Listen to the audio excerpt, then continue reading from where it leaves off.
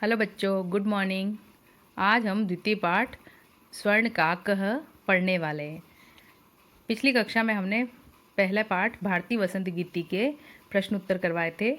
आशा है आपने सारे कर लिए होंगे। तो आज हम पाठ पढ़ेंगे स्वर्णः काकः। प्रस्तुतोऽयं पाठः श्रीपद्मशास्त्रिणां विरचित विश्वकथाशतकम् इति कथासंग्रहात् गृहीतो अस्ति। यानी कि यह जो पाठ है, हम जो पाठ पढ़ने वाले हैं, कौन सा पाठ? स्वर्ण काक। हम जो पाठ पढ़ने वाले हैं ये श्री पद्म शास्त्री नाम यानी कि पद्म शास्त्री द्वारा रचा गया है। ठीक है ना, पद्म शास्त्री द्वारा रचा गया विश्व कथा शतकम नामक कथा संग्रह से लिया गया है। तो यह जो हम पाठ पढ़ने वाले हैं यह पद्म शास्त्री द्वारा रचित विश्व कथा शतकम की कथा संग्रह से लिया गया है। अत्र विविध राष्ट्रेषु व्याप्तानां शतम लोक कथानां वर्णनम विद्यते। इसमें विविध राष्ट्रेषु यानी कि अलग अलग राष्ट्रों से व्याप्त सौ लोक कथाओं का वर्णन है। ठीक है, अलग अलग देशों की 100 लोक कथाओं का वर्णन मिलता है। एषा कथा वर्म देशस्य श्रेष्ठा लोक कथा अस्ति। यह जो कथा हम पढ़ने वाले हैं, कौन सी? स्वर्णकाक। यह म्यांमार, ठीक है, म्यांमार को पहले बर्मा कहा जाता था। तो म्यांमार देश की एक श्रेष्ठ लोक कथा है, एक बहुत ही प्रसिद्ध लोक कथा है। अस्यां कथायां लोभस्य दुष्परिणामः तथा च त्यागस्य सुपरिणामः स्वर्णपक्षकाकमाद्येन वर्णितो अस्ति। इस कथा में लोभ के क्या दुष्परिणाम होते हैं, लालच करने के दुष्परिणाम तथा त्याग करने के सुपरिणाम यानी कि त्याग करने के अच्छे परिणाम स्वर्ण पक्ष काक माध्येन वर्णितो अस्ति। सोने के पंखों वाले कौवे के माध्यम से वर्णित की गई है। ठीक है, इस कथा में क्या बताया गया है कि लोभ करने के हमेशा परिणाम बुरे ही होते हैं और त्याग करने के परिणाम हमेशा अच्छे होते हैं। यही इस कथा में सोने के पंखों वाले कौवे के माध्यम से बताया गया है। तो अब हम कथा पढ़ते हैं। पूरा कश्मीचिद ग्रामे एका निर्धना वृद्धा स्त्री न्यवसत। ठीक है ना, प्राचीन काल में किसी गांव में एक निर्धन वृद्धा स्त्री, एक वृद्धा महिला रहती थी।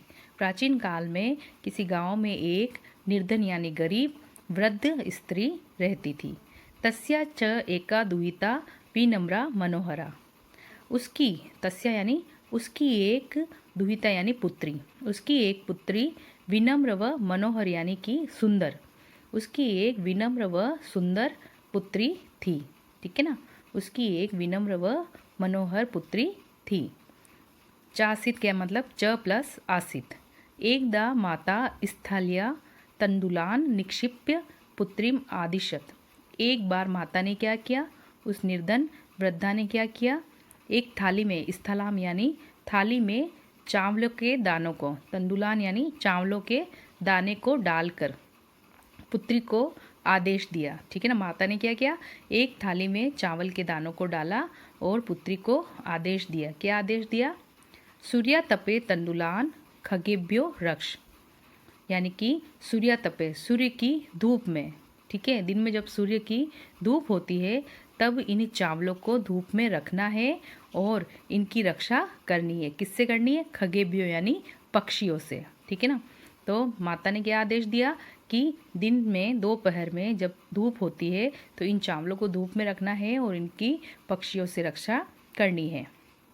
किंचित कालानन्तरम एको विचित्रः काकः समुड्ड्य तस्या समीपम अगच्छत। ठीक है ना, कुछ समय बाद, ठीक है, किंचित कालांतरम कुछ समय के अंतर में या कुछ समय बाद एक विचित्र काक, एक अनोखा कौवा उड़ता हुआ उसके समीप आ गया। ठीक है, कुछ समय बाद कौन आ गया वहाँ पे? एक विचित्र सा कौवा आ गया। नेतादृशः स्वर्णपक्षो रजतचंचुः स्वर्णकाकस्तया पूर्वं दृष्टः। नेतादृश नहीं देखा गया। ठीक है ना, ऐसा पक्षी पहले कभी देखा नहीं गया। इस स्वर्ण पक्ष जिसके सोने के पंख हो, रजत चंचू यानी कि चांदी की चोंच हो, रजत यानी चांदी, स्वर्ण काक स्तया, ठीक है ना, सोने के पंखों वाला, चांदी की चोंच वाला, सोने का कौवा, स्वर्ण काक, ऐसा पूर्व में कभी देखा नहीं गया, ठीक है ना, लड़की ने कभी भी ऐसा पक्षी नहीं देखा था। तम तंदुलान खादंत हसंत्यंज विलोक्य बालिका रोदितु मार्द्वा, ठीक है ना।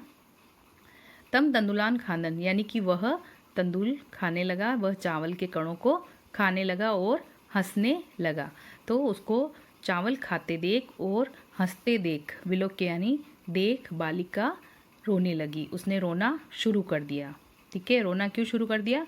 क्योंकि वो और उसकी माता बहुत ही गरीब थी और केवल वे चावल के जो दाने थे वही उसकी भूख मिटा सकते थे। तम निवारयंती सा प्रार्थयत, ठीक है ना, उसको रोकते हुए वह प्रार्थना करने लगी। उसको क्या किया? चावल खाने से रोकते हुए वह प्रार्थना करने लगी। तंदुलान माँ भक्षय, चावल मत खाओ, ठीक है ना, वो क्या कहने लगी कि चावलों को मत खाओ। मदिया माता अतीव निर्धना वर्तते, मैं और मेरी माता बहुत ही निर्धन है। स्वर्ण पक्ष काक प्रोवाच, तो सोने के पंखों वाले कौवे ने कहा, माँ शुच यानी कि दुखी मत हो, शुच यानी दुखी, तो दुखी मत हो। सूर्योदयात प्राग ग्रामाद बहि पिप्पल वृक्ष मनु त्वया आगंतव्यम, ठीक है ना। तो कौवे ने क्या बोला उसको कि दुखी मत हो, सूर्योदय से पहले गांव के जो बाहर, ठीक है ना, गांव के बाहर जो पीपल का वृक्ष है, पिप्पल वृक्ष है, उसके पीछे त्वया यानी तुम, आगंतव्य, ठीक है, तुम आ जाना। सवेरे सूर्योदय से पहले गांव के बाहर जो पीपल का वृक्ष है उसके पीछे तुम आ जाना। अहम तुभ्यम तंदुल मूल्यम दास्यामि, मैं तुम्हें चावलों का मूल्य दे दूंगा, यानी कि ये जो चावल मैं खा रहा हूँ इसकी कीमत तुम्हें दे दूंगा। प्रहर्षिता बालिका निद्रामपि न लेबे, ठीक है ना, हर्षित बालिका यानी कि जो बालिका बहुत ही खुश हो गई कि कौवा जो है उस चावलों के बदले में उसको उसका मूल्य दे देगा। तो खुशी के मारे बालिका को रात भर नींद भी नहीं आई, ठीक है ना। प्रहर्षिता बालिका निद्रामपि न लेबे, सॉरी, तो हर्षित बालिका रात भर नींद भी नहीं ली, उसको नींद भी नहीं आई।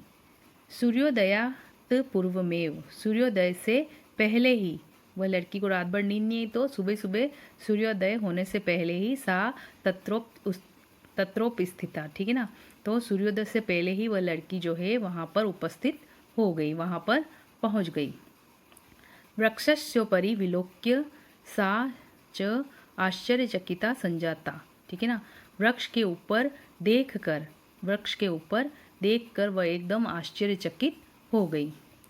यत तत्र स्वर्णमय प्रसादो वर्तते, यहाँ तो एक सोने का, स्वर्णमय यानी सोने का भवन है, ठीक है ना, प्रसाद कहते हैं भवन को, महल को, तो यहाँ एक सोने का महल बना हुआ था। उस पीपल के वृक्ष पर क्या बना हुआ था? एक सोने का महल बना हुआ था। यदा काक शायित्वा प्रबुद्ध स्तता, ठीक है ना, जब कौवा नींद पूरी होने पर जागा, जब कौवा सवेरे नींद पूरी होने पर जागा, तेन स्वर्ण गवाक्षत थीम, ठीक है ना, तब उसने सोने की खिड़की में से झांककर कहा,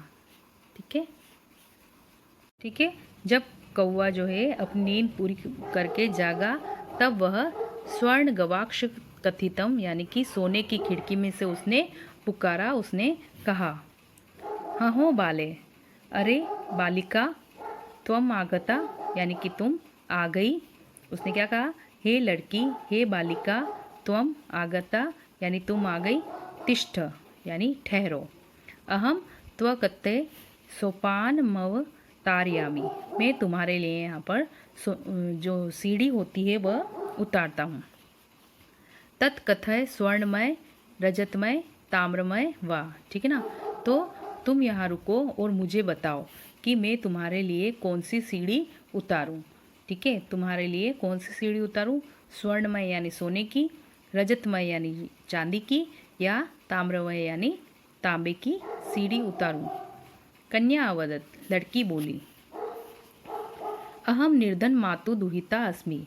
ठीक है, लड़की क्या बोली कि मैं एक निर्धन माँ की बच्ची हूँ, निर्धन माँ की बेटी हूँ, मैं एक गरीब माँ की बेटी हूँ। ताम्र सोपाने नैव आगमिष्यामि, मैं तांबे की सीढ़ी से ही आ जाऊंगी।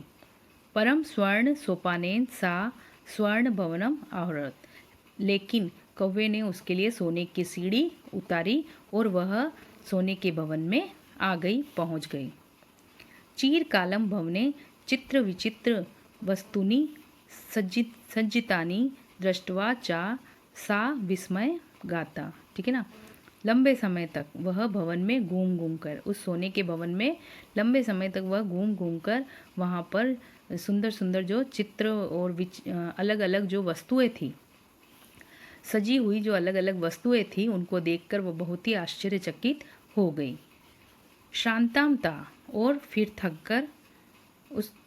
वह थक गई, तो उसको थकता देख विलोक्य काक, उस शांतामता विलोक्य काक, उसको थका हुआ देख कौवा ने अवदत यानी कहा।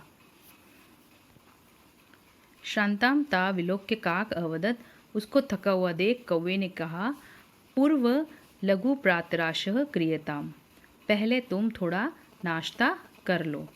वदम त्वं स्वर्ण स्थल्या भोजन करिष्यसि किम वा रजत स्थल्याम उत ताम स्थल्याम, बताओ कि तुम सोने की थाली में भोजन करोगी या चांदी की थाली में करोगी या तांबे की थाली में करोगी। ठीक है ना, अब उसने क्या कहा कि पहले तुम थोड़ा नाश्ता कर लो, पर मुझे बताओ कि तुम भोजन जो करोगी वो सोने की थाली में करोगी, चांदी की थाली में करोगी या तांबे की थाली में करोगी।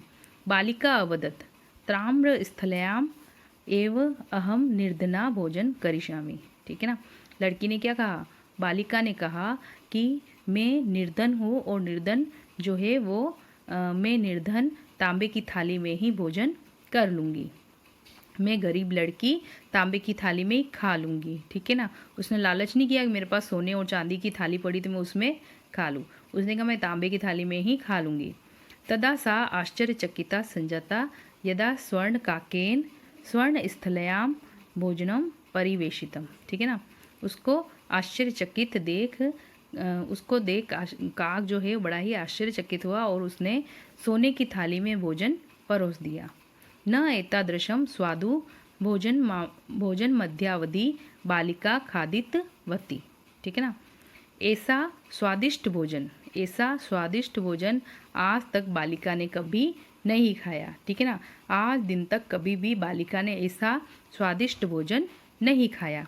काको अवदत, कौवा बोला, बालिके अहम इच्छामि यत त्वम सर्वदा अत्रैव तिष्ठ। उस कौवे ने बालिका से क्या कहा कि हे लड़की, मेरी इच्छा है कि तुम हमेशा यहीं रहो, पर तव माता तू एकाकिनी वर्तते, लेकिन तुम अगर मेरे पास रह जाओगी तो तुम्हारी माता जो है वह एकाकिनी यानी कि अकेली ही रह जाएगी, और वह गरीब तो है ही और बूढ़ी भी है। अतः त्वम शीघ्रमेव स्वगृहं गच्छ, इसलिए तुम शीघ्रतापूर्वक अपने घर जाओ, अब तुम जल्दी से अपने घर चली जाओ। ठीक है ना, तो यहाँ तक की कहानी हमने पढ़ी, इसके आगे की कहानी हम कल पढ़ेंगे। ठीक है, तो ये जो कहानी है इसमें क्या बताया गया, इसमें एक गरीब लड़की को बताया गया कि वह बिल्कुल भी लालच नहीं करती है। ठीक है, और सोने की और चांदी की थाली होते हुए भी और सीढ़ी होते हुए वो केवल तांबे की ही थाली का इस्तेमाल करती है और तांबे की सीढ़ी पर ही चढ़ती है, जिससे कि कौवा बहुत ही प्रसन्न हो जाता है। अब आगे की कहानी हम कल की कक्षा में पढ़ेंगे। ठीक है ना, अगली कक्षा में पढ़ेंगे। अच्छा, आप ये जहाँ तक मैंने पढ़ाया है वहाँ तक आपको ये पाठ पढ़ना है। ठीक है ना।